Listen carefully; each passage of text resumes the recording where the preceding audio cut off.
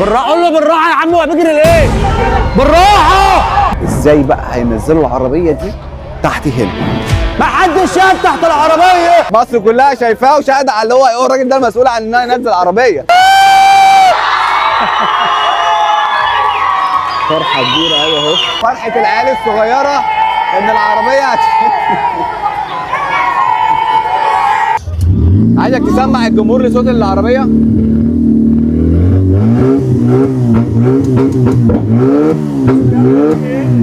جينا لكم هنا الدقهلية علشان ننزل أغرب عربية حصلت في مصر، صاحبها صنعها فوق السطح، وجايبين النهارده الونش العملاق ده عشان ينزلها من الدور الرابع.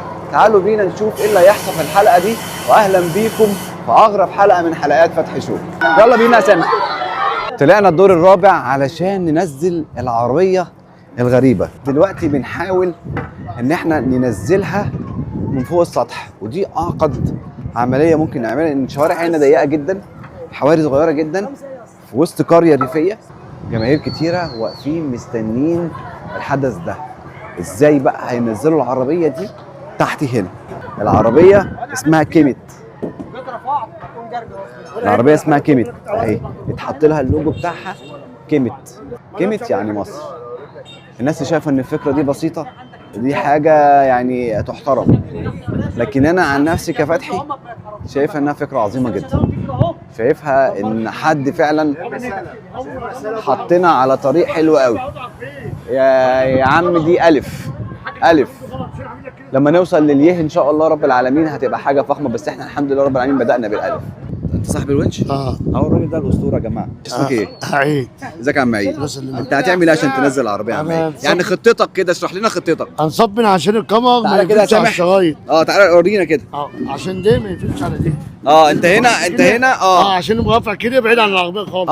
عشان الحبل ده عشان خاطر عشان حاطين ما يفوتش الكاوتش على العربية. عشان خاطر ما يقفلش على العربيه. نفس الوضع. وهنا برضه. طيب والجنب التاني نفس الوضع. هتتحكم ازاي بقى في الحتت الضيقه دي من العربيه دي؟ واحنا هنمسك بحبل واحده واحده من الحبل، وهي كده مرفوعه في الهواء ما تخافش منها. عشان بس ما تلفش كده بس. عشان ما تلف. الحبل هنا طب يمسك. عندك خطه بقى بديله ان هي لو فعلا لفت غصب عننا في الجو؟ ما تلفش، يقول الحبل ماسكها خلاص. هو يا دوبك هيعدي ويقطع واحده واحده. واخد بالك عشان الحبل ما يلفش في قلب الدراع هنا. يعني هتلف كده؟ يلف كده دوران. واخد بالك حسب بس الكعب. طيب ويقوم نازل بقى لحد هنا كده، ويقوم نازل بقى منه هنا كده. وتنزل هنا. بس انا شايف ان في سلوك برضه تحت. ما هو السلوك احنا بعيد عني. احنا بعيد عنها واحده واحده. لسه هظبط دليلك بس واحده عليه بقى. عشان تهبط لسه واحده. قول هندسه اكتر من ايه؟